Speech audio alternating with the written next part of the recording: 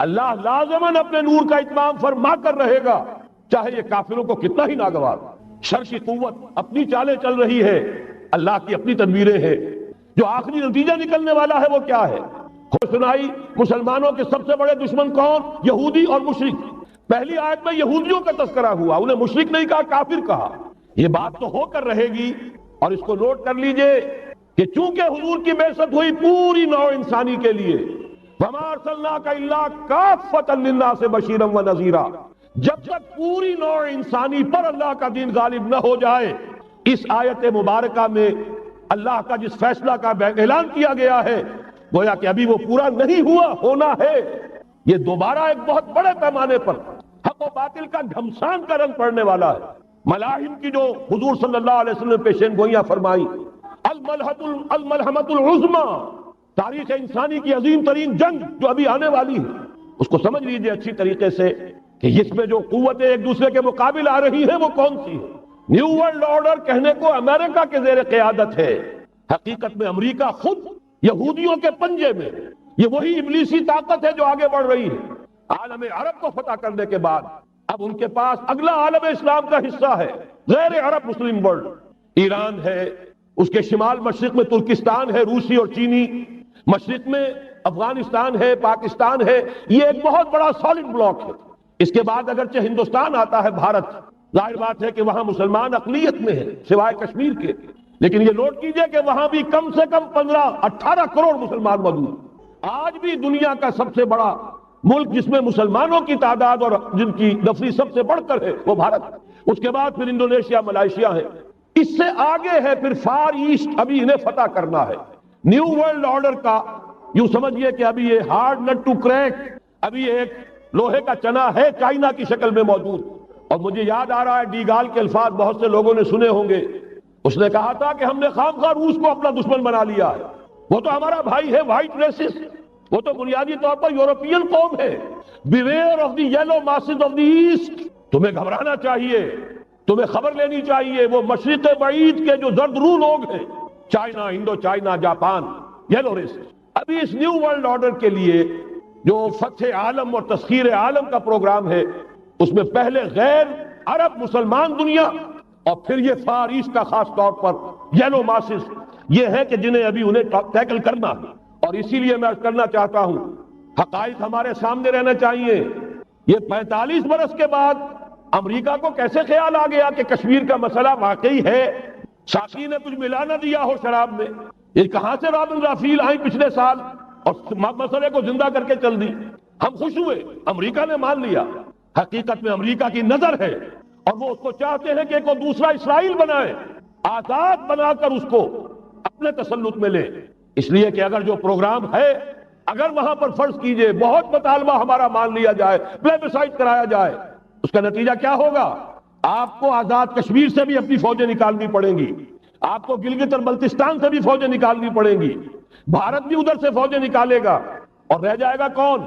یہ ٹھاٹ پڑا رہ جائے گا جب لاج چلے گا بنجارا، رہ کون جائے گا؟ پھر تو وہی راج کرے گا جو یو این او پر قابض ہے، اور پھر ظاہر بات ہے کہ اس کے پاس دولت کے انبار اور جو بھی ان کی چالاکیاں اور ہوشیاریاں ہیں، ہو سکتا ہے کہ وہ اسے ایک نئے اسرائیل کی شکل دے۔ بہرحال ایک طرف تو بدی کی یہ قوتیں ہیں، اس کے مقابلے میں خیر کی قوت کون سی ہے؟ خیر کی توقع کہاں سے؟ اس سے پہلے کہ میں اس موضوع پر آؤں، اب میں آپ کے سامنے وہ نوید خلافت جو میری آج کی گفتگو کا عنوان ہے، اگرچہ کنٹراسٹ بہت بڑا ہے، حالات اتنے خراب، خیر کی کوئی امید نہیں، کہیں سے کوئی اچھی خبر نہیں آتی۔ اللہ نے تو اپنے رسول صلی اللہ علیہ وسلم کو بھیجا ہی اس لیے ہے، اس قطعی فیصلے کے ساتھ بھیجا ہے، الہدا، کتاب ہدایت، ہدایت کاملہ قرآن مجید دے کر، دین حق، نظام عدل، عدل و قسط، نظام عدل اجتماعی، سچا دین، سچا نظام دے کر بھیجا تاکہ غالب کریں اسے کل کے کل دین پر، پورے نظام زندگی پر، وَلَوْ كَرِهَ الْمُشْرِكُونَ، چاہے یہ مشرکوں کو کتنا ہی ناگوار ہو۔ اسی لیے کہا تھا اقبال نے، وقت فرصت ہے کہاں، کام ابھی باقی ہے، نور توحید کا اتمام ابھی باقی ہے، کل روئے ارضی پر، کل عالم انسانیت پر اللہ کا دین غالب ہو کر رہے۔ اس کی پھر نوید جو اور سورہ نور میں آئی ہے، اگر آپ کے پاس یہ ہے موجود، 4 ورقہ نکال لیجئے، متن کو دیکھیے۔ خلافت کا وعدہ، حدیث مبارک ہے حضرت نعمان ابن بشیر، یہ آیت جو ہے یہ سورہ نور کی ہے، وعد اللہ الذین آمنوا منکم وعملوا الصالحات، مسلمانوں تم میں سے جو لوگ ایمان اور عمل صالح کا حق ادا کر دیں گے، دعا کیجئے اللہم ربنا اجعلنا منہم، اللہ ہمیں اس کی توفیق دے، اللہم وفقنا لہذا، اللہ ہمیں اس کی توفیق عطا فرما۔ لیکن اگر تم یہ کر دو گے تو اللہ کے 3 وعدے ہیں، لَيَسْتَخْلِفَنَّهُمْ فِي الْأَرْضِ كَمَا اسْتَخْلَفَ الَّذِينَ مِن قَبْلِهِمْ، انہیں زمین میں خلافت عطا کرے گا لازماً، جیسے کہ ان سے پہلوں کو عطا کی تھی۔ یاد کر لیجئے وہ آیت سورہ صاد کی، یا داؤد انا جعلناک خلیفۃ فی الارض، جیسے حضرت داؤد حضرت سلیمان کو خلافت اور حکومت عطا کی، ایسے ہی مسلمانوں تمہیں عطا کرے۔ وَلَا يُمَكِّنَنَّ لَهُمْ دِينَهُمُ الَّذِي ارْتَضَىٰ لَهُمْ، اور ان کا وہ دین اسلام جو اللہ نے ان کے لیے پسند کر لیا ہے، اسے تمکن غلبہ عطا کرے گا۔ وَلَا يُبَدِّلَنَّهُم مِّن بَعْدِ خَوْفِهِمْ أَمْنًا، اور وہ بدل دے گا خوف کی حالت کو امن کی حالت سے۔ یہ 3 وعدے اصل میں ایک ہی ہیں۔ مسلمانوں کو خلافت عطا ہو جائے، ظاہر بات ہے دین کا غلبہ ہوگا، دین کا غلبہ ہو گیا، مسلمانوں کی حکومت ہو گئی، مسلمانوں کے لیے کوئی اندیشہ نہیں، خوف نہیں۔ اب نوٹ کیجئے تاریخی اعتبار سے جو اب وہ خیر کی بات چلنی شروع ہوئی، یہ آیت نازل ہوئی ہے سن 5 کے اواخر میں یا سن 6 کے شروع میں۔ چونکہ صحابہ کرام دونوں شرطیں پوری کر چکے غزوہ احزاب میں، اپنے صبر اور مثابرت، اپنی استقامت، اپنی قربانی، اس کا پورا ثبوت دے چکے، جبکہ وہ رضیہ یہ شعر پڑھ رہے تھے، نحن الذین بایعوا محمدا علی الجہاد ما بقینا ابدا، ہم وہ لوگ ہیں جنہوں نے محمد سے صلی اللہ علیہ وسلم جہاد کی بیعت کی ہے، اب یہ جاری رہے گا جب تک جان میں جان ہو۔ لہذا شرطیں چونکہ پوری ہو چکی، لہذا اللہ کی طرف سے اس کی جزا، اس کا بدلہ، وعدہ شروع ہو گیا پورا ہونا۔ سن 6 میں صلح حدیبیہ ہو گئی، انا فتحنا لک فتحا مبینا، سن 7 میں خیبر فتح ہو گیا، 8 میں مکہ فتح ہو گیا، 9 میں پورے عرب کی صفائی کر دی گئی، موپنگ اپ آپریشن، فَإِذَا انْسَلَخَ الْأَشْهُرُ الْحُرُمُ فَاقْتُلُوا الْمُشْرِكِينَ حَيْثُ وَجَدتُّمُوهُمْ، گویا کہ پورے جزیرہ نما عرب پر وہ نظام قائم ہو گیا، اللہ کی حکومت اور اس کے نیک بندوں کی خلافت۔ اس کے بعد کل 24 برس میں یہ نظام کہاں سے کہاں پہنچا، ترکستان کے علاقے سے لے کر اور شمالی افریقہ کا اکثر و بیشتر علاقہ شامل، یہاں اب اللہ کا نور جگمگا رہا ہے، توحید کا ڈنکا بج رہا ہے۔ البتہ جیسا کہ میں عرض کر چکا ہوں، پھر وہ یہودی سازش، آپس کا اختلاف، خانہ جنگی قدم رک گئے۔ نہ صرف یہ کہ قدم رک گئے، حادثہ اس سے بھی بڑا ہوا، زوال شروع ہو گیا۔ یہ جو اس کے بعد سے آج تک ہماری تاریخ ہے 1400 برس کی، اس کے لیے ایک حدیث ہے جو اس کتاب کے 4 صفحے پر درج ہے، یہ اگر آپ کو نہیں بھی ملا ہے تو جاتے ہوئے لیتے جائیے گا، یہ ہمارا ہدیہ ہے۔ اس لیے کہ جو مایوس کن حالات ہیں جن سے ہم دوچار ہیں، ان میں ہمارا حال یہ ہے کہ سمجھنے دے مجھے اے نا امیدی کیا قیامت ہے، کہ دامان خیال یار چھوٹا جائے ہے مجھ سے، امید کا دامن ہاتھ سے چھوٹ جاتا، کیسے حالات سیدھے ہو جائیں گے، کیسے خلافت آ جائے گی۔ جیسے قرآن مجید میں تذکرہ ہے، جب پہلی مرتبہ یروشلم کو برباد کیا ہے نبوکدنضر نے، حضرت عزیر جب آئے ہیں وہاں دیکھا شہر کو، کوئی متنفس نہیں، کوئی 2 اینٹیں سلامت نہیں، ان کی زبان سے الفاظ نکل گئے، انا یحیی ھذہ اللہ بعد موتہا، یہ بستی جو ایسے ویران ہو گئی اللہ اسے کیسے دوبارہ زندہ کرے گا۔ سورہ بقرہ میں واقعہ مذکور ہے، میں صرف حوالہ دے رہا ہوں۔ آج وہی حال ہمیں نظر آ رہا ہے، دنیا میں خلافت کیسے آ جائے گی؟ یہاں تو ڈنکا بج رہا ہے امریکہ کا، یہاں تو طاقت وہ ہے، اسرائیل کا خنجر جو ہے عالم عرب میں بھپا ہوا ہے، اور غیر عرب مسلم ورلڈ میں بھارت کا خنجر، اور دونوں خنجر کا نشان ہے۔ کبھی نقشہ دیکھا ہو، اسرائیل تو واقعتاً خنجر کے مانند تھا، جب تک یہ ویسٹ بینک شامل نہیں ہوا تھا اس کی شکل بالکل خنجر کی، اوپر دستہ اور نیچے وہ پھل، عالم عرب کے سینے میں پیوست۔ یہی بھارت کا حال ہے، آپ نقشہ دیکھیے، کشمیر خنجر کے دستے کے مانند ہے اور نیچے وہ تکون جا رہی ہے، اور اسی نے جدا کیا ہے عالم اسلام کا ایک حصہ جو مغربی پاکستان کے ساتھ ہو گیا، اور وہ جو بنگال مشرقی پاکستان سے ہوتے ہوئے انڈونیشیا ملائیشیا علیحدہ ہو گئے۔ اس پورے کو ذہن میں رکھیے تو یہاں بھی وہ خنجر اسی طرح پیوست۔ حالات اتنے مایوس کن، ہماری کوئی حیثیت نہیں، ہمارے حکمرانوں کے دنیا میں مذاق اڑتے ہیں، ہمارے وسائل ان کے زیر تسلط ہیں، ان کے قبضے میں ہیں، ہماری پالیسیاں وہ بناتے ہیں، ہمارے لیے بجٹ انسٹرکشن وہاں سے آتی ہیں، ٹیکسیشن پالیسیز ان کے احکام کے مطابق بنتی ہیں، پھر کہاں سے ہو جائے گا انا یحیی ھذہ اللہ بعد موتہا، کیسے زندہ کرے گا؟ میں اس کے لیے آپ کو یہ حدیث سے سنانا چاہتا ہوں تاکہ وہ یقین پیدا ہو۔ ایمان بالغیب جو پہلی شرط ہے، قرآن مجید کی ہدایت سے استفادے کی. الف لام میم ذالک الکتاب لا ریب فیہ ھدی للمتقین الذین یؤمنون بالغیب. نبی نے خبر دی صلی اللہ علیہ وسلم، اور آپ نے اپنی تاریخ، اپنی امت کی کل تاریخ کے 5 ادوار گنا دیے. حضرت نعمان ابن بشیر کی حدیث مسند احمد ابن حنبل، تکون النبوۃ فیکم ما شاء اللہ ان تکون. مسلمانوں تمہارے مابین نبوت قائم رہے گی، موجود رہے گی، یعنی میں بنفس نفیس تمہارے مابین رہوں گا جب تک اللہ چاہے گا. ثم یرفع اللہ اذا شاء یرفعها، پھر جب اللہ چاہے گا نبوت کو اٹھا لے گا، یعنی میرا انتقال ہو جائے گا. دوسرے دور کی خبر دی، ثم تکون خلافۃ علی منہاج النبوہ، پھر ایک دور آئے گا خلافت کا عین نبوت کے نقش قدم پر، کوئی فرق نہیں ہوگا. وہی نظام جو میں نے قائم کیا ہے جوں کا تو قائم رہے گا، میرے نقش قدم پر وہ خلافت ہوگی. فرمایا وہ بھی رہے گا جب تک اللہ چاہے گا، پھر وہ بھی ختم ہو جائے گا. پھر فرمایا تیسرا دور آئے گا، ثم تکون ملکن عاضا، ظالم ملوکیت، بادشاہی، محل بنیں گے، ٹھاٹ جمیں گے، ظلم کا سکہ رواں ہوگا، ناجائز قتل ہوں گے. حجاج ابن یوسف کے ہاتھوں سینکڑوں تابعی محمد ابن قاسم بلا کر شہید کر دیے گئے، ورنہ اسی وقت پورا یہ جزیرہ نما ہند جو ہے، انڈین پیننسولا، اس وقت پورا کا پورا مسلمان ہو جاتا. لیکن ملوکیت کو کبھی یہ برداشت نہیں ہوتا کہ کوئی شخص پبلک کے اندر مقبول ہونا شروع ہو جائے، پاپولر ہونا شروع ہو جائے، ان کے اقتدار کے لیے خطرہ ہو سکتا. اسی دور ملوکیت میں واقعہ کربلا ہوا، حسین ابن علی رضی اللہ تعالی عنہما شہید ہوئے. اسی ظالمانہ حکومت کے دور میں واقعہ ہررا ہوا، مدینے کی بے حرمتی ہوئی 3 دن تک. اسی کے دور میں حضرت عبداللہ ابن زبیر رضی اللہ تعالی عنہما شہید ہوئے. میں اب کیا کیا گنواؤں. حضور نے جب فرمایا ثم تکون ملکا عاضا، کاٹ کھانے والی ملوکیت، یہ اسی کی شرح. فرمایا یہ دور بھی رہے گا جب تک اللہ چاہے گا، پھر جب اللہ چاہے گا اسے بھی اٹھا دے. پھر چوتھا دور آئے گا، ثم تکون ملکا جبریا، پھر بادشاہی ہوگی غلامی کے ساتھ. میں نہیں کہہ سکتا اس وقت صحابہ نے اس کا مطلب کیا سمجھا ہوگا، اب چونکہ یہ دور ہمارے سامنے سے گزر چکا ہے، بلکہ ایک اعتبار سے ہم اسی دور میں سانس لے رہے ہیں. لہذا بات سمجھ میں آ رہی ہے کہ وہ ملوکیت چاہے ظالم تھی، بادشاہ مسلمان تو تھے، کلمہ گو تو تھے، ان میں بہت اچھے اچھے بھی ہوئے ہیں. تاریخ انسانی میں مسلمانوں کے جیسے عمدہ مثالیں ہیں عمدہ بادشاہوں کی، شاید تاریخ کے اندر کوئی اور مثالیں پیش نہ کی جا سکیں.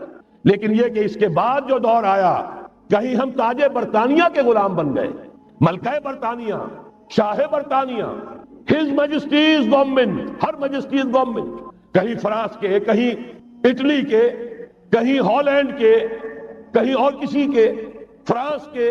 اس طرح سے پورا عالم اسلام جو ہے کولونیل دور کے اندر غلامی کے دور میں چلا گیا. یہ چوتھا دور تھا. لیکن یہاں تھوڑا سا توقف کر لیجئے. یہ چوتھا دور ایک درجے میں ختم ہو گیا ہے، کہتے ہیں دنیا والے کولونیل دور ختم ہو گیا. حقیقت میں ختم نہیں ہوا، براہ راست حکمرانی ختم ہوئی ہے، انڈائریکٹ رول جاری ہے. ریموٹ کنٹرول کے ذریعے سے وہی حکومت کر رہے ہیں، بٹن وہی سے دبتے ہیں، ہم جا کر جھولیاں انہی کے سامنے پسارتے ہیں، انہی سے کبھی سرمایہ کاری کی بھیک مانگتے ہیں، کبھی قرضوں کی بھیک مانگتے ہیں، ان کے چشم ابرو کے اشاروں کے منتظر رہتے ہیں. ہماری جنگ اور صلح ان کے تابع ہے، ہمارے تمام وسائل ان کے تسلط میں ہیں. وہ دور ابھی ختم نہیں ہوا. فرق صرف یہ ہے پہلے براہ راست حاکم تھے، آج بالواسطہ حاکم. لیکن حضور نے فرمایا صلی اللہ علیہ وسلم یہ دور بھی ختم ہو کر رہے گا. یوں سمجھیے جیسے کراچی میں لانڈی کورنگی میں کئی نمبر آتے ہیں بسوں میں، Karachi Landhi number 1، Landhi number 2، Landhi number 3، پھر کہیں 3.5 بھی ہوتا ہے. آج ہم بیچ میں کھڑے ہیں اس چوتھے دور کے کہ حضور کے قول کے مطابق ملکن جبرین، یا دور ابھی جاری ہے، نصف ختم ہو گیا ہے، نصف ابھی باقی. لیکن ایک بات تو بڑی تلخ ہے، ابھی بقیہ نصف میں بڑی قیامتیں گزرنے والی ہیں. اسی بقیہ نصف میں وہ مارکا پیش آنے والا ہے، اسی میں وہ ملاحم ہوں گے، اسی میں وہ الملحمۃ العظمیٰ ہوگی، اسی میں دجال اکبر کا ظہور ہوگا. اس میں ہمارے اوپر تکالیف اور مصائب ابھی اور اس کے سائے گہرے ہوں گے، اور کچھ روز فضاؤں سے لہو برسے گا، اور غمناک کے تاریک اندھیرے ہوں گے. لیکن اس کے بعد فرمان نبوت پوری شان کے ساتھ ظاہر ہوگا. ثم تکون خلافۃ علی منہاج النبوہ، پھر دور آئے گا خلافت علی منہاج النبوہ کا. دوبارہ وہی دور، میں نہیں وہ نظام جو محمد رسول اللہ نے قائم فرمایا صلی اللہ علیہ وسلم دنیا میں دوبارہ قائم ہو کر رہے. میرے کئی دوستوں نے کہا ہو کر رہے گا، میں یقین کے ساتھ کہتا ہوں ہو کر رہے گا. صرف یہ کہ ہم یہ نہیں کہہ سکتے ابھی اس میں کتنی دیر ہے. جیسے قرآن مجید میں کئی جگہ حضور سے کہلوایا گیا، نبی کہہ دیجئے ان ادری اقریب ام بعید ما توعدون، لوگوں جو وعدہ تم سے کیا جا رہا ہے یہ تو میں نہیں کہہ سکتا وہ جلدی پورا ہوگا یا دیر میں، ہوگا ضرور پورا. ان اللہ لا یخلف المیعاد، اللہ تعالیٰ اپنے وعدے کی خلاف ورزی نہیں کرتا. تو محمد الرسول اللہ صلی اللہ علیہ وسلم کی دی ہوئی نوید دوبارہ خلافت علی منہاج النبوہ کا نظام قائم ہوگا. اور اس میں اب ذرا نور علی نور، دو حدیثیں اسی کتابچے میں شامل ہیں. پھر عرض کر رہا ہوں یہ آپ کو مل جائے گا اگر نہیں ہے اس وقت، اور میں چاہتا ہوں آپ ان کے متن یاد کریں، ان حدیثوں کے مبلغ بن جائیں، ان آیات کو حفظ جان بنائیں تاکہ مایوسی کا مداوع ہو سکے، ہمتیں جو پست ہو رہی ہیں ان میں دوبارہ عزم جمع پیدا ہو سکے. اس لیے ہم نے بڑی تعداد میں اسے شائع کیا ہے. 100 کے پیکٹس کے اندر آپ کو یہ مل سکے گا اگر آپ لینا چاہیں. عام کریں، پھیلائیں. پہلی حدیث ہے مسلم شریف کی، صحیحین میں سے ایک، سند کے اعتبار سے بلند ترین درجہ. حضرت ثوبان اس کے راوی ہے رضی اللہ تعالی عنہ. بڑے پیارے الفاظ ہیں محمد الرسول اللہ صلی اللہ علیہ وسلم کے. فرماتے ہیں ان اللہ زوالی الارض، اللہ نے میرے لیے پوری زمین کو سکیڑ دیا، لپیٹ دیا. فرائے تو مشارقہا و مغاربہا، میں نے اس کے سارے مشرق دیکھ لیے، سارے مغرب دیکھ لیے. وَإِنَّ أُمَّتِي سَيَبْلُغُ مُلْكُهَا مَا زُوِيَ لِي مِنْهَا، اور یقین رکھو میری امت کی حکومت ان تمام علاقوں پر قائم ہو کر رہے گی جو مجھے اس طرح زمین کو سکیڑ کر اور لپیٹ کر دکھا دیے گئے. اب جس شخص کو بھی محمد کی رسالت پر ایمان ہے صلی اللہ علیہ وسلم، اسے کوئی شک نہیں ہو سکتا. دوسری روایت حضرت مقداد سے، یہ مسند احمد ابن حنبل کی روایت. حضرت مقداد رضی اللہ تعالیٰ عنہ فرماتے ہیں حضور نے ارشاد فرمایا لا يبقى على ظهر الارض بیت مدر ولا وبر الا ادخلہ اللہ کلمۃ الاسلام، اس روئے ارضی پر کوئی گھر نہیں بچے گا، نہ اینٹ گارے کا بنا ہوا نہ کمبلوں کا بنا ہوا خیمہ رہے گا جس میں اللہ تعالیٰ کلمہ اسلام کو داخل نہ کر دے. کل روئے ارضی پر ہر گھر میں اسلام داخل ہوگا. لیکن اس میں بڑی اہم بات ہے، ہمارے بعض دانشور آج جو گمراہیاں پھیلا رہے ہیں اس کا توڑ اس حدیث میں ہے اور ہمیں صدمہ ہے. علامہ اقبال کا فرزند، اور وہ اس مغالطوں کو عام کر رہا ہے. اور بھی چھٹ بھئیے دانشور تھے، ان کی بات کی کوئی اہمیت نہیں تھی، لیکن اب وہی بات کہی ہے ڈاکٹر جاوید اقبال نے. اس حدیث میں اس کا توڑ ہے. اسلام کا غلبہ ہوگا تو کیسے ہوگا؟ بعز عزیز و ذل ذلیل، یا تو کسی عزت والے کے اعزاز کے ساتھ ہوگا اور یا کسی کمزور کی مغلوبیت کی بنیاد پر ہوگا. اما یعزہم اللہ، یا تو اللہ گھر والوں کو، خیمے والوں کو اعزاز عطا فرمائے گا، فیکونون من اہلہا، وہ اسلام ہی کے کلمے کو قبول کر لیں گے. وَإِمَّا يُذِلُّهُمْ، یا اللہ انہیں مغلوب کر دے گا، فَيَدِينُونَ لَهَا، اور ان کے لیے لازم ہوگا کہ وہ اسلام کی تابع داری اختیار کریں. یہی دو راستے ہیں. یہی سورہ توبہ میں بتایا گیا تھا. ان یہودیوں سے، ان نصارہ سے مسلمانوں جنگ جاری رکھو، حتیٰ یؤتوا الجزیۃ عن ید وہم صاغرون، یہاں تک کہ اپنے ہاتھ سے جزیہ پیش کریں، چھوٹے بنیں، اسلام کی بالادستی کو قبول کریں. میثاق مدینہ یہ تو اصل میں جد و جہد کے دوران کا ایک مرحلہ ہے. دوران میں تو کبھی صورتحال بدلتی ہے، تدبیریں ہوتی ہیں، صلح بھی ہوتی ہے، جنگ بھی ہوتی ہے. آخری فیصلہ قرآن کا کیا ہے؟ مسلمان اور غیر مسلم مل کر ایک امت نہیں بن سکتے، ایک ملت نہیں بن سکتے. اسی بنیاد پر پاکستان بنایا. دو قومی نظریے کا سب سے بڑا پرچارک علامہ اقبال، وطنی قومیت کی نفی کرنے والا شدید ترین الفاظ میں علامہ اقبال، اور اس کے فرزند جو ہے وہ ایک قوم ہونے کا تصور دے رہے ہیں مسلمانوں اور غیر مسلموں کو. یہاں تو ایک ہی راستہ ہے. صحابہ کرام کی فوجیں جب نکلی جہاں گئی، تین آلٹرنیٹیوز. ایمان لے آؤ، ہمارے برابر کے ہوگے، بھائی ہوگے، جان مال عزت آبرو املاک جائیداد ہر چیز جیسی ہے ویسی رہے گی، ہمارے کندھے سے کندھا لگا کر کھڑے ہوگے. یہ نہیں تو چھوٹے بنو، اسلام کی بالادستی قبول کرو، جزیہ دینا منظور کرو. اور یہ بھی نہیں تو صرف ایک تھرڈ آپشن ہے، آؤ میدان میں، تلوار ہمارے اور تمہارے درمیان فیصلہ کرے گی. یہ ہے تاریخ. آخری بات جو کہی گئی سورہ توبہ میں وہ تو یہ ہے، میثاق مدینہ تو ایک درمیان کی ایک تدبیر ہے، معاہدات ہوتے ہیں، معاہدات تو مشرکین عرب سے ہوئے جس کی کامل تنسیخ کی، براءۃ من اللہ ورسولہ الی الذین عاہدتم من المشرکین، سارے معاہدات آج ختم کیے جا رہے ہیں، اعلان عام کیا جا رہا ہے، کوئی معاہدہ نہیں ہے، باطل دوئی پسند ہے، حق لا شریک ہے، شرکت میں آنا ہے حق و باطل نہ کر قبول۔ علامہ اقبال تو یہ کہہ رہے ہیں، بہرحال ذہن میں رکھیے حضرت مقداد کی اس حدیث نے بہت بڑا عقدہ حل کیا ہے، اسی لیے جب حضور سے یہ الفاظ سنے حضرت مقداد نے تو کہتے ہیں فقلت، میں نے اپنے دل میں یہ کہا وَيَكُونَ الدِّينُ كُلُّهُ لِلَّهِ، یہ جو سورہ انفال میں الفاظ آئے ہیں دین پورا کا پورا اللہ کے لیے ہو جائے گا، یہ تبھی ہوگا جبکہ کل روئے عرضی پر کوئی گھر نہ بچے، کوئی خیمہ نہ رہے جو یا تو اس کے گھر والے اور خیمے والے اسلام لے آئیں یا اسلام کی تابع داری قبول کر دیں، تب کے لیے تیار ہو، تب ہوگا۔ اسی کو اقبال نے کہا تھا جواب شکوہ میں، وقت فرصت ہے کہاں، کام ابھی باقی ہے، نور توحید کا اتمام ابھی باقی۔ لیکن یہ جو حدیثیں میں نے آپ کو سنائی ہے، علامہ اقبال نے در حقیقت انہی کا نقشہ کھینچا ہے۔ آسماں ہوگا سحر کے نور سے آئینہ پوش، اور ظلمت رات کی سیما پا ہو جائے گی، پھر دلوں کو یاد آ جائے گا پیغام سجود، پھر جبھی خاک حرم سے آشنا ہو جائے گی۔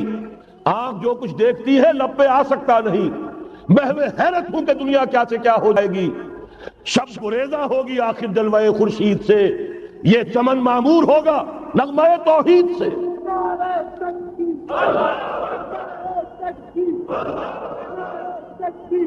میں نے اس پر جو عنوان قائم کیا ہے کل جہاں معمور ہوگا نغمہ توحید سے، یہ پورا کا پورا عالم کرۂ ارضی جگمگا اٹھے گا، اشرقت الارض بنور ربہا، وہ نور رب کا جب اطمینان ہوگا پوری یہ زمین اس سے چمک اٹھے گی۔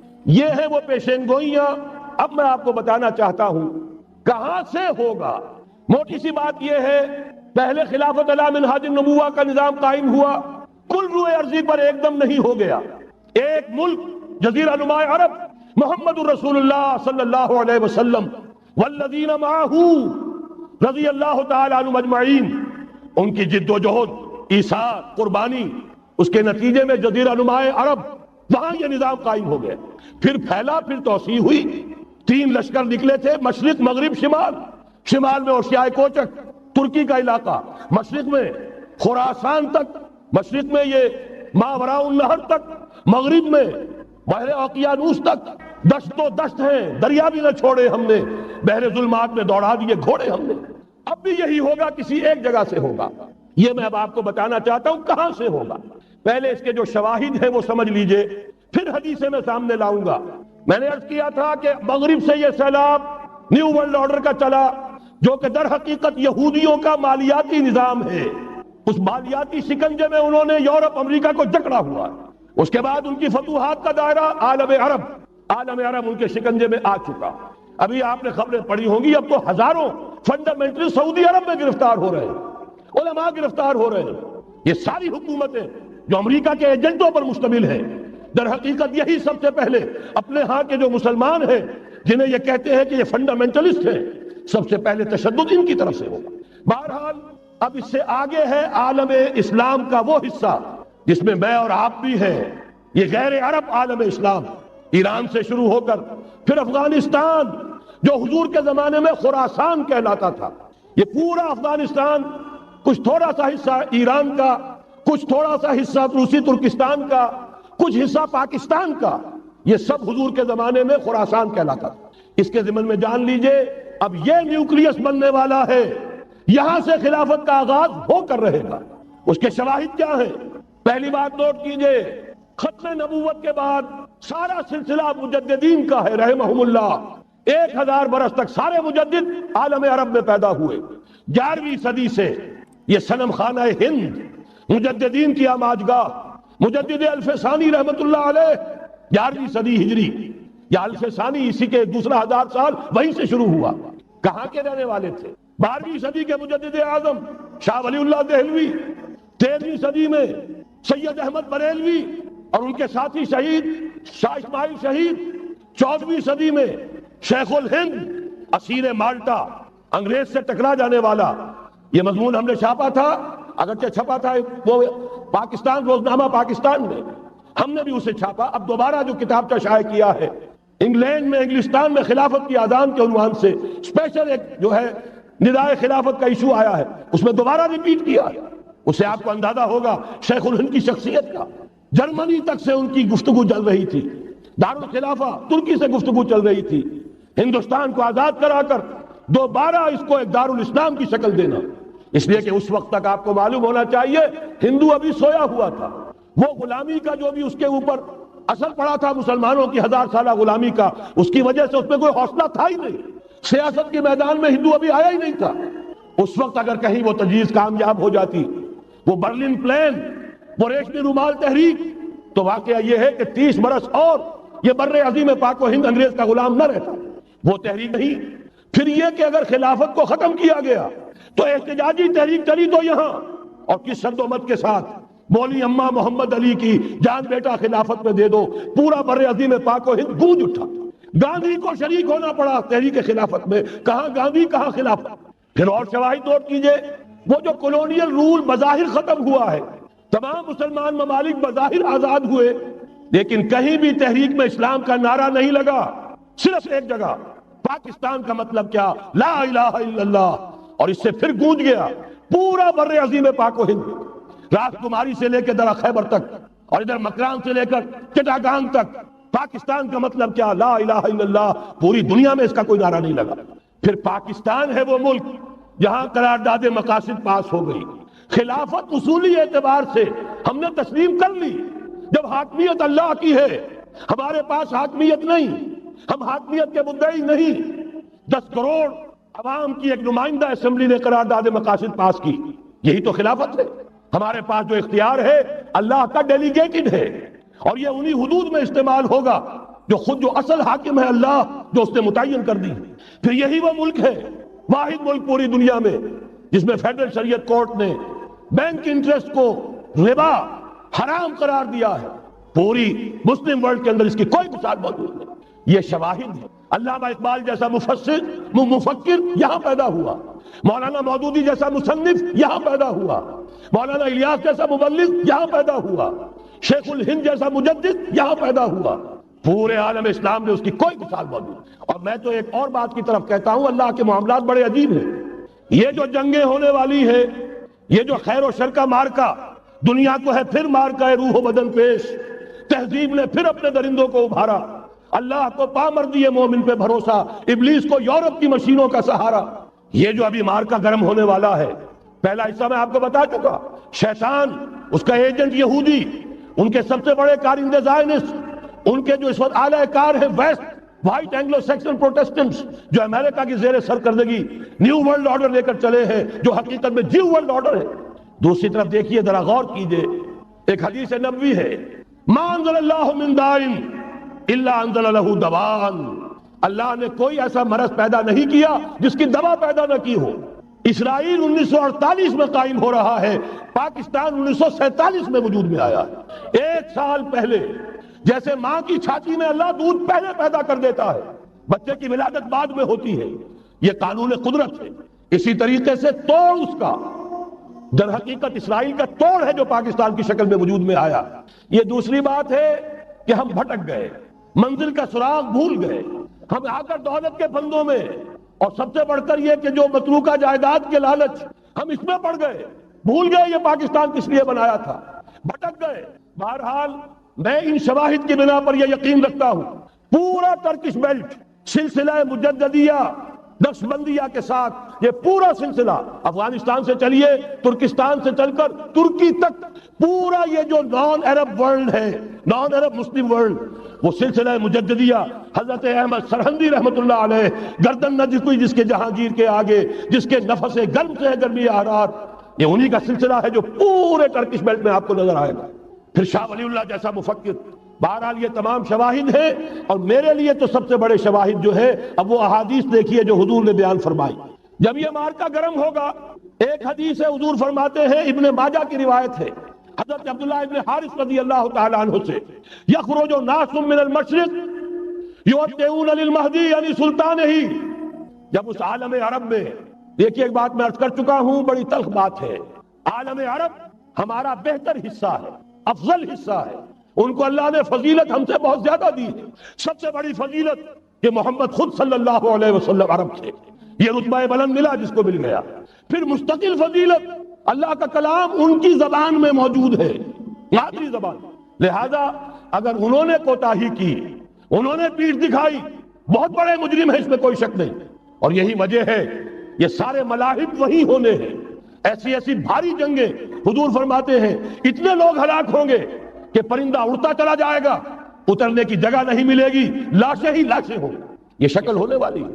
اور میں تو چونکہ ایک مضمون اور کتابچے کی شکل میں بھی شائع ہو چکا ہے، جس میں کہ حضور کی اس حدیث کے حوالے سے میری امت پر بھی وہ سب کچھ وارد ہوگا جو سابقہ امت پر ہوا، اسی کے حوالے سے عرض کر چکا ہوں. اگر اس صدی میں ہولوکاسٹ میں 60 لاکھ یہودی مارا گیا ہے، کوئی اسی کا دوبارہ چربا جو ہے امت مسلمہ پر بھی آنے والا ہے. لیکن اس کے بعد پھر ان کے لیے فوجیں جائیں گی مشرق سے.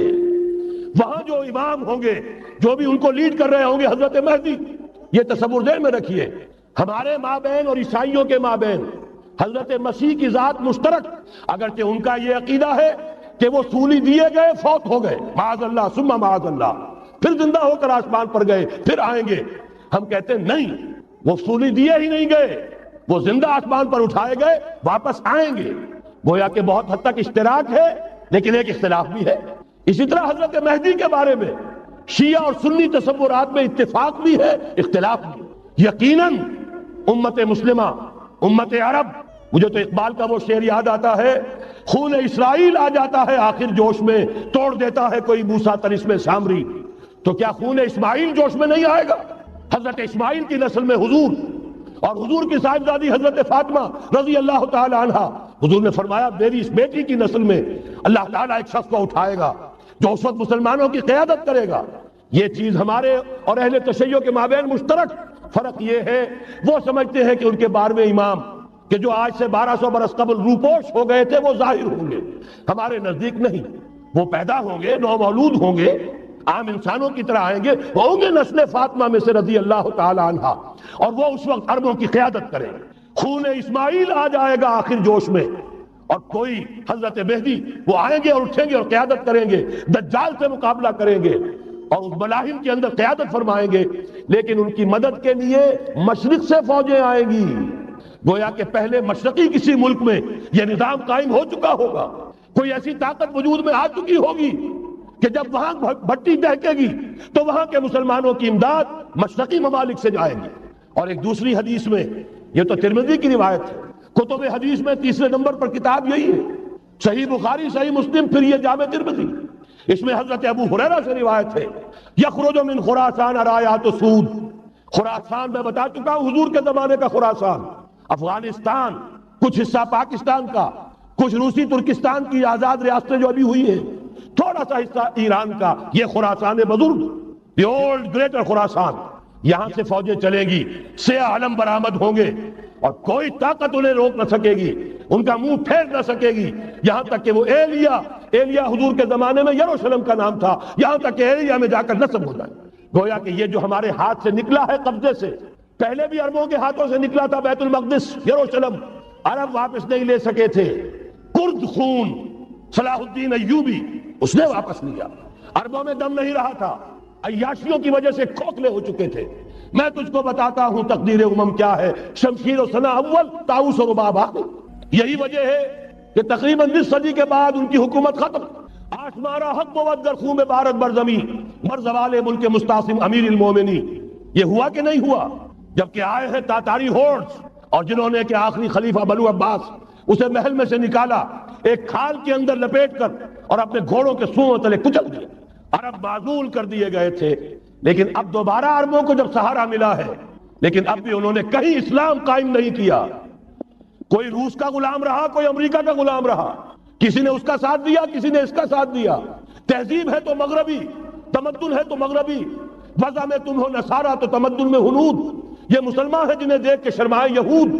یہی معاملہ جب ان کا ہوا تو اب اللہ تعالیٰ کی طرف سے ان کے اوپر وہ عذاب کی بھٹی گرم ہونے والی.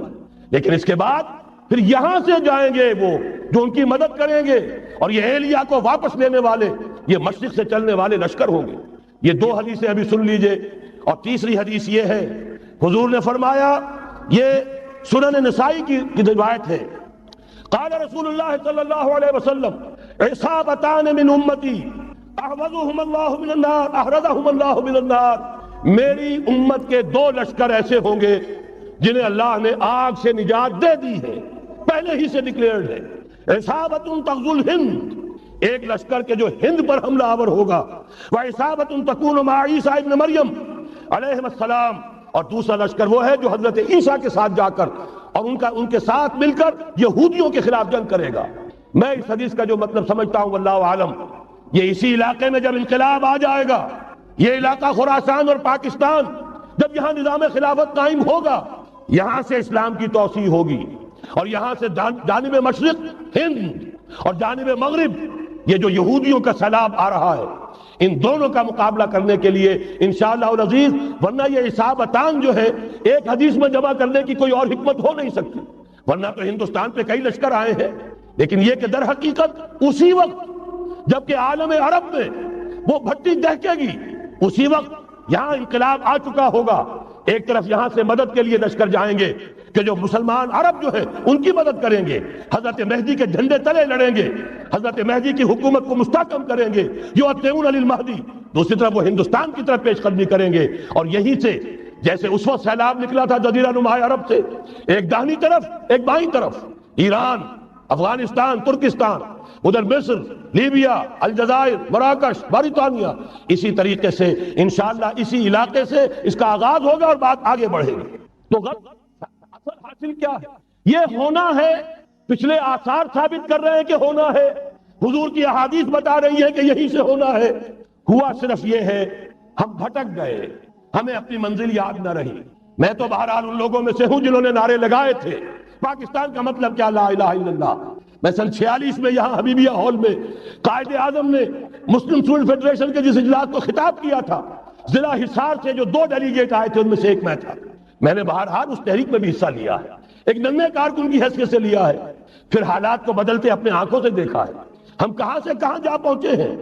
ضرورت صرف اس بات کی ہے کہ آج ہمارا حال یہ ہے، ہماری قیادت، ہماری سیاست ان لوگوں کے ہاتھ میں ہے کہ وہ فریب خوردہ شاہی کہ فلاح و کرگسوں میں اسے کیا خبر کہ کیا ہے، تب و تاب جاویدانہ، ان کی تہذیب مغربی، ان کی ذہنیت مغربی، ان کی وضاقتہ مغربی، ان کا تمدن مغربی، ان کی سوچ مغربی، ان کے سارے اطوار مغربی، لہذا در حقیقت ایک تو یہ کہ ان سے چھٹکارا پانا، اور دوسرے یہ کہ در حقیقت مغرب کی تمام طاقتوں کو للکارنے کے لیے اس قوم کے اندر سے جذبہ ایمان، جذبہ جہاد کو برآمد کرنا، یہ 2 کام ہیں جو کرنے ہیں، اور اگر ہم یہ کر لیں گے، جیسا کہ میں نے آیت آپ کو سنائی تھی، اللہ کا کوئی وعدہ غیر مشروط نہیں، ایمان اور عمل صالح، ایمان اور جہاد، یہ وعدے پورے کرو گے تو اللہ کا وعدہ بھی پورا ہوگا۔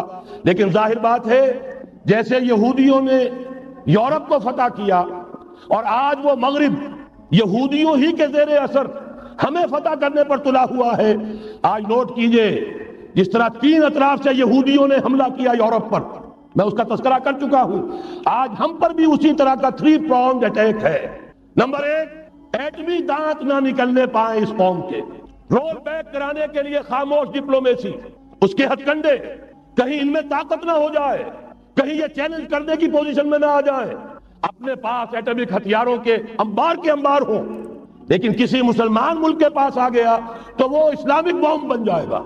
اگر وہ اسرائیل کے پاس ہے کوئی حرج نہیں، لیکن پاکستان کے پاس کسی صورت میں اسلحہ نہیں ہونا چاہیے۔ کمزور رکھو، ہمارے دستے نگر رہے، ہماری ہی مرضی پر، ہمارے چشم ابرو کے اشارے پر حرکت کریں۔ نمبر 2، اباحیت، بے حیائی، عریانی، فحاشی، اس کا سیلاب، اور سب سے بڑھ کر خاندانی نظام کو برباد کرنے کے لیے یہ بہبود آبادی کا پروگرام۔ اور دیکھیے جادو وہ جو سر چڑھ کر بولے، مسلمانوں کے ہاتھوں کرا رہے ہیں۔ قاہرہ میں کانفرنس کرائی ہے ایک مسلمان ملک میں، اور یہ کہ اس کو آرگنائز کرنے والی ایک پاکستانی مسلمان عورت۔ یہ ہے در حقیقت کہ وہ لوگ اگر کرنا بھی چاہتے ہیں تو اس کا الزام بھی براہ راست اپنے اوپر نہیں، بلکہ یہ کہ خود کوئی مسلمان ہو جو یہ کام کرے۔ اب جو سیلاب آئے گا جس کے لیے مدد بھی دی جا رہی ہے، اس سے ہمارے سارے بندے حیا ٹوٹ کر رہ جائیں گے، خاندانی نظام درم برم ہو کر رہ جائے گا، جو ابھی تک اللہ کا شکر ہے کہ ہمارے ملک کے اندر انٹیکٹ ہے کچھ اوپر کا طبقہ، جو بالکل ہی مغربی تہذیب میں رنگا گیا ہے، ورنہ ہمارے ہاں خاندان کا نظام ابھی انٹیکٹ ہے، لیکن یہ کہ یہ سیلاب بھی بڑی شدت سے آ رہا ہے، یہ چیزیں بیک وقت کیوں ہو رہی ہیں؟ اور تیسرا اور سب سے زیادہ سٹل وار، سب سے زیادہ یوں سمجھیے کہ جو لطیف، جو کہ ایک طرح کا احسان جتایا جا رہا ہے، ڈالروں کی اب یلغار، اب یہاں پر امریکی سرمایہ، اور ڈالر چاہے مشرق سے آئے چاہے مغرب سے آئے، وہ یہودیوں کا اعلی کار ہے۔ آپ نے اگر $1 نوٹ کا اگر کبھی نقشہ دیکھا ہو، اس کے اوپر جو سگنیا بنا ہوا ہے، جو نشان ہے، وہ کیا ہے؟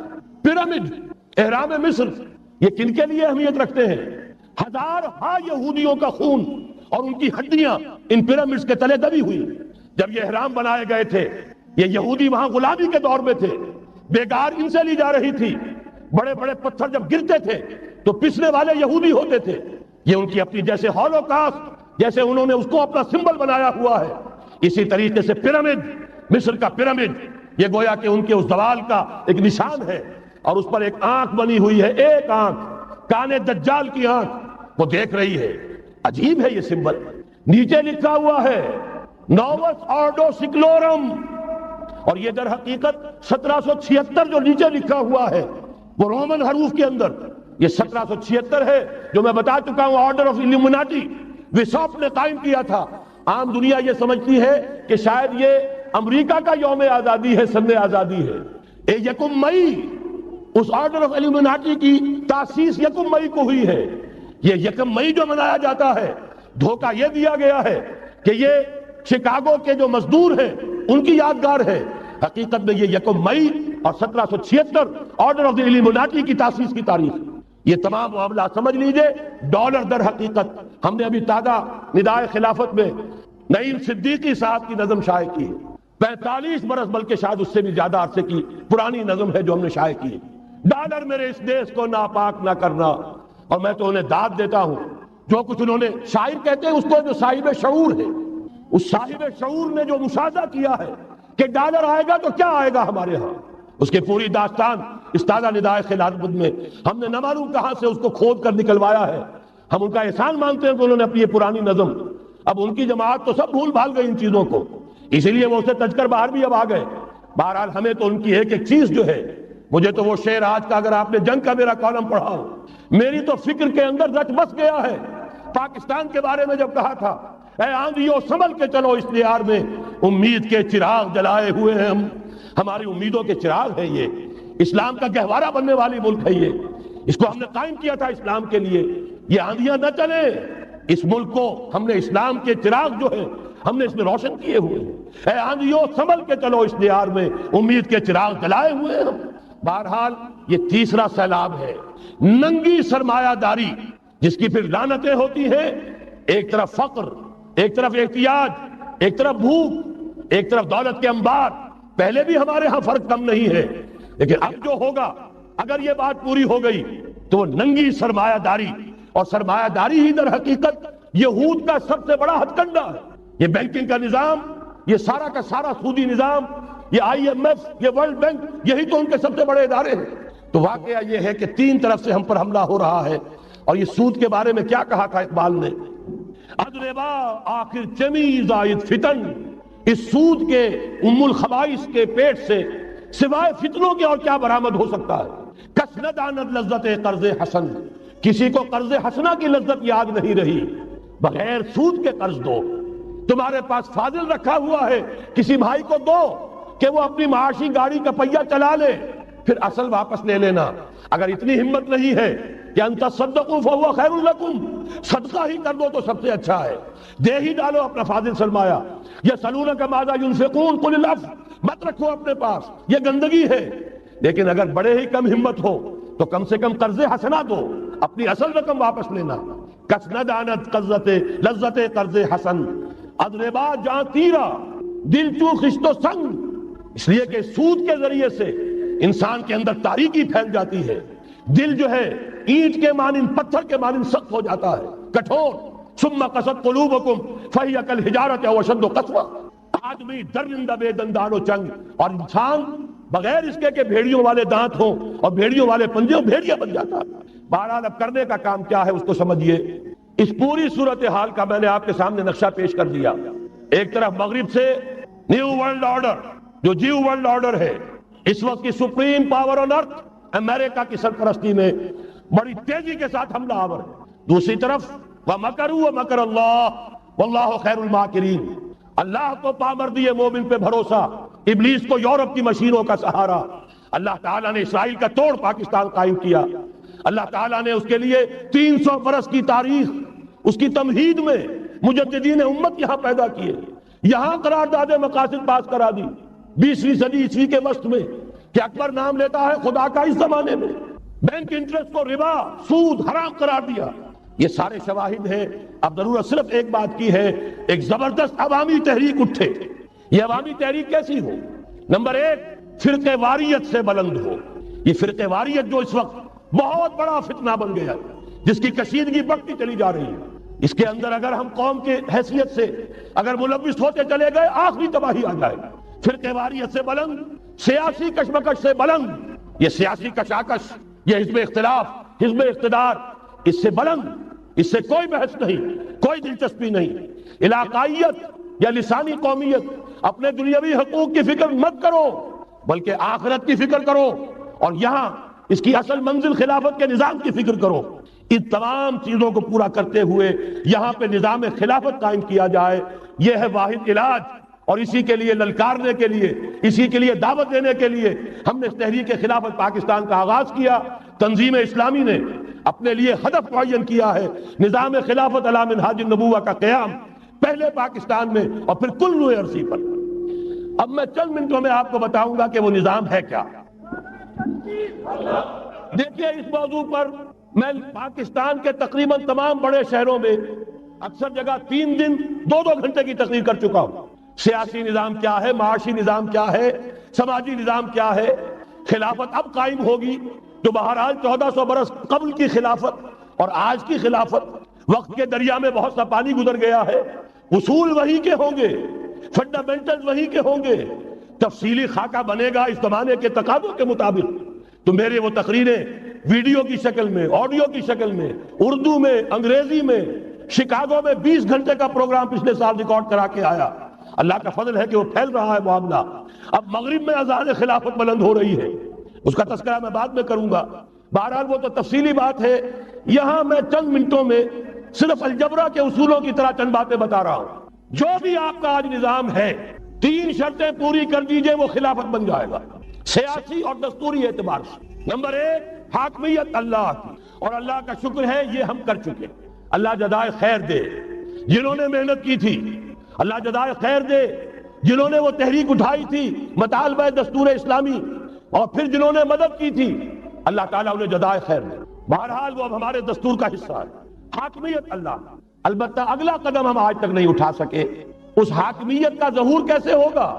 آپ کے دستور میں یہ طے کر دیا جائے، کتاب و سنت ہر شے سے بالا تر ہے، دستور سے بھی بالا، عدالتی قوانین سے بالا، پارلیمنٹ سے بالا، سینٹ سے بالا، صدر سے بالا، سپریم کورٹ سے بالا، ہائی کورٹ سے بالا، ہر شے سے بالا کتاب و سنت۔ جب تک یہ نہیں ہوتا، قرارداد مقاصد کی حیثیت ایسی ہے کہ جیسے آپ سینما ہال کے اوپر آگے جو ہے قرآن مجید کا کوئی کتبہ لگا دے، اس کے سوا کچھ نہیں۔ یہ بھی غنیمت ہے کہ قرارداد مقاصد پاس ہوئی، اصل شرط یہ ہے کتاب و سنت کی ٹوٹل بالادستی۔ اور یہ بڑی کڑوی گولی ہے، عوامی تحریک جب تک نہیں چلے گی، لوگ جب تک اپنی خون کی ندیاں نہیں بہا دیں گے، یہ کڑوی گولی حلق سے اترنے والی نہیں۔ یہ IJI کی حکومت میں نہیں اتری، اسلام کے نام پر اقتدار میں آئے، اسلام کے نام پر ISI نے IJI بنوائی، اسلام کے نام پر انہیں ووٹ ملے، 2/3 کی اکثریت ملی، اس کے باوجود شریعت کی بالادستی کا ایکٹ، شریعت کی بالادستی کی دستور کے اندر ترمیم پاس نہیں کرائی گئی۔ معلوم ہوا اوپر زبردست کا ٹھینگا ہے، امریکہ کے سب پرستار ہیں، سب ڈرتے ہیں، سب کے لیے سب کو نظر آتا ہے بالآخر جو ہے اسی کے پاس جانا ہوگا، چاہے وہ نواز شریف ہو اور چاہے وہ بے نظیر ہو۔ ایک کھلم کھلا ہے، اور اب تو میں کہتا ہوں نواز شریف بھی کھلم کھلا ہے۔ آج کے اس دور میں انہوں نے اسلام کا نام کبھی نہیں لیا، اس سے تو بالکل تائب، بس صرف فرق یہ رہ گیا ہے بے نظیر کھلم کھلا بھی مذاق اڑا لیتی ہے، اسلامی سزاؤں کا، اسلامی قوانین کا، یہ اس پر ذرا خاموش ہے. لیکن یہ کہ اپنی تحریک میں ہمارے بہت سے جو سیاسی قائدین ہیں مسلمانوں کے، کتنے بیانات آپ نے پڑھے ہوں گے، ذرا اسلام کا نام لے دیں ہم ساتھ ہو جائیں گے. مولانا سمیع الحق صاحب کا بیان آیا، ذرا اسلام کی بات کرے تو ہمارے اور بہت سے علماء اور ہمارے طارق صاحب جو ہے انہوں نے بھی کہا کہ میں ہم ساتھ آ جائیں گے. لیکن یہ کہ بڑا پکا ثابت ہوا نواز شریف اسلام کا نام نہیں لیا. یہ بات جان لیجئے، یہ اس کے بغیر، قربانی کے بغیر، اصل یہی منزل ہے، اصل کٹھن یہی ہے. یہ کتاب و سنت کی بالادستی، اس کو قبول کرنا، اختیار کرنا، یہ بغیر عوامی تحریک کے، بغیر قربانیوں کے ممکن نہیں ہوگا. بہرحال دوسری بات یہ، اور تیسری بات، کسی غیر مسلم کو نظام خلافت میں قانون سازی میں شریک نہیں کیا جا سکتا. جس قانون کی بنیاد کتاب و سنت، جو نہ کتاب کو مانے نہ سنت کو مانے، اس کا اس ملک کی قانون ساز اسمبلی میں جانے کا مطلب کیا ہے؟ ان کی علیحدہ اسمبلیاں ہوں، ان کے جو حقوق ہیں مائنورٹیز کی حیثیت سے ان کی گارنٹی دی جائے، ان کی جان، مال، عزت، آبرو کا پورا تحفظ، ان کی پوری مذہبی آزادی، ان کی عبادت گاہوں کی پوری ضمانت، ان کی حفاظت کی، ان کا پرسنل لا ہو، سب کچھ ہوگا. قانون سازی میں غیر مسلم شریک نہیں ہو سکتا. نظام خلافت کی اعلیٰ ترین سطح کی پالیسی بنانے میں غیر مسلم شریک نہیں ہو سکتا. یہ معاملات ہمیں، یہ کڑوی گولیاں ہیں، لیکن صرف 3 گولیاں ہضم کر لیجئے، یہ نظام خلافت کا نظام بن جائے گا. البتہ چوتھی بات اور عرض کر دوں، وہ کہتا ہوں بہتر ہے کہ اس پارلیمانی نظام کی لعنت جو انگریزوں کی وراثت کے طور پر ہمیں ملی ہے، اسے چھوڑ کر صدارتی نظام اختیار کیا جائے. وہ صدارتی نظام جو نظام خلافت سے قریب تر ہے، انہوں نے ہم سے لیا ہے. اقبال نے کہا ہے، ہر کجا بینی جہان رنگ و بو، زاں کے از خاکش برو یا دارزو، یا نور مصطفیٰ اورا بہاش، یا ہنوز اندر تلاش مصطفیٰ. اگر کوئی اچھائی ان کے پاس ہے وہ نور مصطفیٰ سے مانگی ہوئی ہے. یہ خلافت کے نظام کا چربہ ہے. ایک شخص کو منتخب کرو، اب اسے اختیار دو، اس کے ہاتھ کھلے رکھو، اسے کام کرنے دو. ہاں، امپیچمنٹ کا نظام ہو، غلط ہو تو اسے سیدھا کرنے کا نظام ہو. اس کے لیے آپ امپیچمنٹ کا نظام آج کی جو امریکہ کی حکومت ہے اس میں بھی ہے. اور کیسا ہے کہ ذرا سا اندیشہ ہوا تھا اور نکسن صاحب جو بھاگ کھڑے ہوئے تھے. تو میرے نزدیک صدارتی نظام اور چھوٹے صوبے، یہ بڑے بڑے صوبوں کی ضرورت نہیں ہے. چھوٹے صوبے ہوں، لوگوں کو سہولتیں ہوں، ہر علاقے کے لوگوں کو معلوم ہو کہ ہمارے معاملات ہمارے اپنے ہاتھ میں ہیں. ان کے اندر کوئی احساس جو ہے محرومی کا پیدا نہ ہونے پائے. اس لیے کہ وہی چیز ہے جو سیاہی گھول دیتی ہے. کون سیاہی گھول رہا ہے وقت کے بہتے دریا میں؟ یہ ساری سیاہیاں جو سندھ میں گھل رہی ہیں، بلوچستان میں گھل رہی ہیں، سرائکی کے علاقے میں گھل رہی ہیں، ان سب کا علاج ہے چھوٹے صوبے بناؤ. لیکن یہ چیزیں خلافت کی شرائط میں سے نہیں ہیں. بہتر بات ہے، دنیاوی اعتبار سے بہتر بات ہے، انتظامی اعتبار سے بہتر بات ہے. باقی اصل شرائط 3: اللہ کی حاکمیت کا اقرار جو قرارداد مقاصد میں بالفعل ہے، کتاب و سنت کی ٹوٹل بالادستی. سپریم کورٹ کو اختیار دیجئے، وہاں جا کر کوئی بھی شہری پاکستان کا، کوئی بھی عالم دین اگر ثابت کر دے فلاں قانون، فلاں ہدایت، فلاں انسٹرکشن، فلاں کوئی حکم جو دیا گیا ہے کتاب و سنت کے منافی ہے، فوراً کل عدم ہوگا. اور تیسری بات، غیر مسلم پروٹیکٹڈ مائنورٹی ہوں گے، ان کی جان، مال، عزت، آبرو کی حفاظت ہوگی. لیکن یہ کہ وہ برابر کے قانون سازی کے حق میں شریک نہیں ہو سکتے، اس لیے کہ یہاں کتاب و سنت منبع ہے قانون کا جس کو وہ تسلیم نہیں کرتے. اسی طرح یہ معاشی نظام، موجودہ سرمایہ دارانہ نظام، بہت بڑی لعنت، بہت بڑی لعنت، بہت بڑی لعنت. لیکن جیسے آپ کو معلوم ہے، آج ہی ابو جہل کہہ دے لا الہ الا اللہ محمد الرسول اللہ، مسلمان بن جاتا. کلمہ تو ایک ہی تھا نا. ابو طالب کے پاس جب وفد گیا تھا سروسائے قریش کا، اور انہوں نے کہا تھا کہ اپنے بھتیجے کو روک لو ورنہ اب ہم جو تمہاری بھی رعایت اب نہیں کریں گے، میدان جنگ میں آ جاؤ. ابو طالب نے کہا تھا میرا بھتیجا تم سے کیا مانگ رہا، ایک کلمہ لا الہ الا اللہ، اور تو اس کا کوئی مطالبہ نہیں. انہوں نے کہا، ابو سفیان اس وقت تک کیونکہ ابھی کفر میں تھے، شرک میں تھے، انہوں نے کہا وہ ایک کلمہ جو وہ مانگ رہا ہے وہ ہمارے سارے معبودوں کی نفی کر دیتا ہے. وہی تو سب سے بڑی مصیبت ہے. تو میں آپ کو بتا رہا ہوں 3 چیزیں اس سرمایہ دارانہ نظام میں سے نکال دیجئے، یہ اسلامی نظام بن جائے گا. تفصیل میں جانے کا موقع نہیں ہے، میں فارمولہ دے رہا ہوں. تفصیل میں نے عرض کیا، میرے کیسٹ سے کتابیں ہیں، وہ خطبات خلافت اب کتابی شکل میں بھی آ جائیں گے.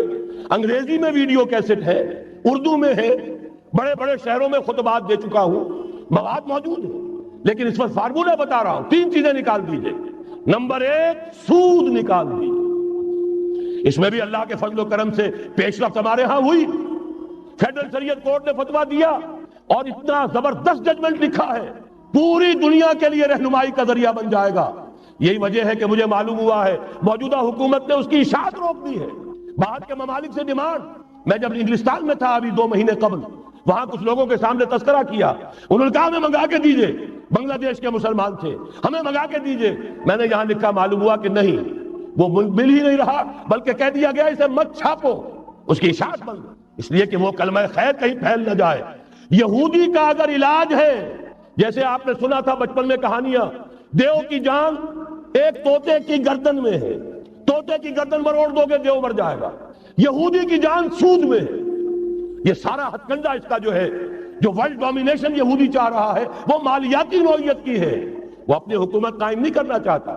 حکومت کے تو بڑے کھکھیڑ ہوتے ہیں، بڑی ذمہ داریاں ہوتی ہیں، لوگوں کی تنقیدیں سننی پڑتی ہیں، بھوکے بھیڑیے کبھی ٹوٹ پڑتے ہیں، لہذا ان کو چھوڑو، حکومت وہ خود کرے۔ ہاں وہ محنت کرے حیوانوں کی طرح، ملائی ہمارے پاس آتی چلی جائے، زندہ رہنے کی حد تک تو ان کو دیں گے، جیسے تانگے والا گھوڑے کو بھی آخر دانہ تو ڈالتا ہے کہ اگلے دن پھر اسے جوتنا ہے تانگے کے اندر، لیکن اصل کمائی تو اس کی ہے جو ہو رہی ہے۔